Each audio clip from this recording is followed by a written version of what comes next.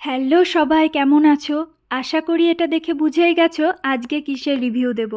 হ্যাঁ, ঠিকই বুঝেছো, এই ছোট্ট সেলাই মেশিনটা অনেক দিন ধরেই ভেবেছিলাম কিনবো। চলো তোমাদের সাথে শেয়ার করি এটার মধ্যে কি কি আছে। প্রথমেই দেখে নাও, এখানে কিন্তু একটা ফুট প্যাডেল দিয়েছে আর দিয়েছে একটা অ্যাডাপ্টার। অ্যাডাপ্টারটা লাগিয়ে কিন্তু ওখানে ডিরেক্টও তোমরা সেলাই করতে পারো। আর আছে কিছু ববিনস এবং আরও সেলাইয়ের যে সমস্ত ছোট ছোট জিনিসগুলো লাগে সবই এখানে দেওয়া ছিল। কিছু নিডলও এক্সট্রা দেওয়া ছিল এই ছোটো কাঁচিটাও। চলো এবার এটা বের করি। একটা অ্যাডজাস্ট করার ছোট্ট মতো টুলও কিন্তু এটার সাথে দিয়েছিল। তো সেলাই মেশিনটা কেমন আজকে আমি সেটাই তোমাদের সাথে শেয়ার করব। তার আগে দেখিয়ে দিই, এই ম্যানুয়ালে দেওয়া আছে যে সমস্ত জিনিসগুলো, সেগুলো আমি পড়ে যেটা বুঝেছি সেগুলোই তোমাদের সাথে একটু শেয়ার করব। চলো প্রথমে টুলটা অ্যাডজাস্ট করে নিই, তারপর আমি দেখাই কিভাবে ববিনটা অ্যাডজাস্ট করবে। কেন কি এখানে তুমি ওপরে যে সুতোটা দিতে যাও সেই ববিনটাই কিন্তু এখানে অ্যাডজাস্ট করতে হবে।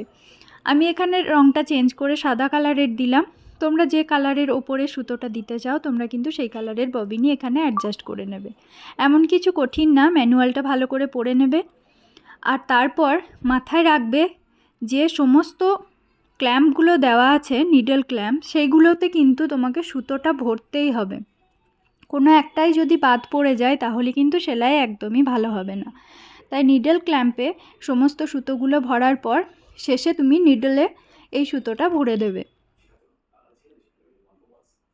আর নিডলে সুতোটা পরানো হয়ে গেলেই নিচের দিকে যে সুতোটা আছে সেটা দুটোকে অ্যাডজাস্ট করে নিয়ে হালকা পেঁচিয়ে নিতে হবে, এবং তার হলেই এটা কিন্তু তৈরি হয়ে যাবে সেলাইয়ের জন্য।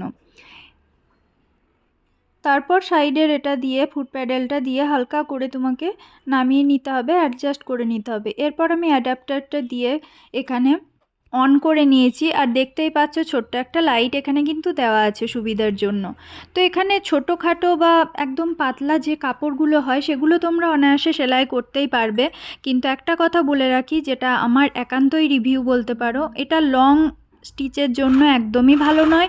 কিন্তু হ্যাঁ, ছোটোখাটো স্টিচের জন্য তুমি এটা ইউজ করতে পারো। আমার ক্ষেত্রে যে প্রবলেমটা ফেস করেছি সেটা আমি আজ তোমাদের সাথে শেয়ার করব। তো সেটা হলো, এই যখনই আমি একটু লেন্দি সেলাই করছিলাম তখনই কিন্তু এই সুতোটা বারবার উপরের যে টেকআপ লিভারটা আছে ওটাতে লেগে কিন্তু কেটে যাচ্ছিল।